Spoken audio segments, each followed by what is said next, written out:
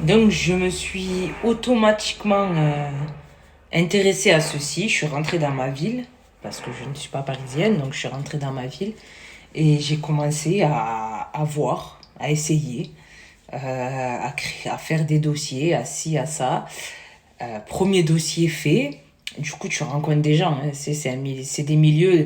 Le milieu de l'illégal, c'est un milieu où, de toute façon, si tu veux monter, tu es obligé de rencontrer du monde qui est dans ce business. Voilà. Vouloir évoluer tout seul, monter tout seul, c'est inutile. Voilà.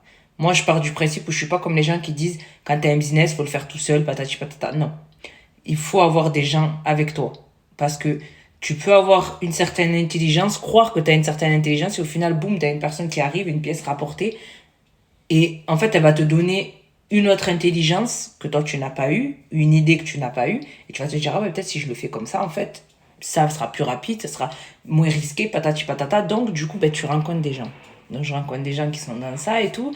Je fais, premier dossier, je bosse, je, je prends énormément. Je dis, putain, merde.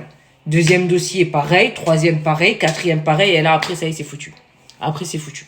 Du moment où vous arrivez à brasser une certaine somme en très très peu de temps, c'est foutu. Honnêtement, vous tombez dedans, vous tombez dans l'argent facile et vous devenez accro. Moi, je suis devenu clairement accro à mon business. Ce qui a fait que du coup, ben, vu que tu es accro à ton business, ben, tu ne penses qu'à ça. Donc vraiment, je pensais qu'à ça. Et j'ai commencé à brasser, à ci, à ça. J'ai jamais été le genre de personne qui est dans le bling bling. C'est-à-dire que j'avais beaucoup d'argent. C'est une réalité. Donc, après, voilà, c'est pas pareil. Je suis propriétaire. J'ai quand même fait des choses intelligentes avec cet argent.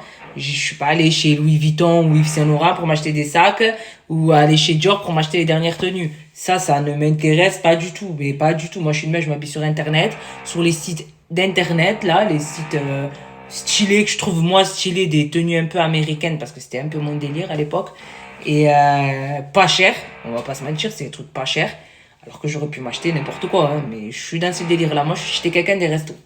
Moi j'étais quelqu'un des restos, j'aimais amener ma fille dans des bons restaurants, j'aimais manger moi-même dans des bons restaurants, j'aimais dans des beaux endroits, vivre dans des beaux endroits, je parle, avoir du bon mobilier, tout ça, d'accord. Être habillé pour 45 000 euros, ça ne m'intéresse absolument pas. Avoir une voiture qui vaut je sais pas combien, ça ne m'intéresse absolument pas. J'ai deux DS3, ça me va très bien. Voilà, j'aurais pu m'acheter des bolides, ça ne m'intéresse pas du tout.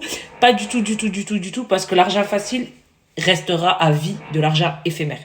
Tôt ou tard, il y aura un truc.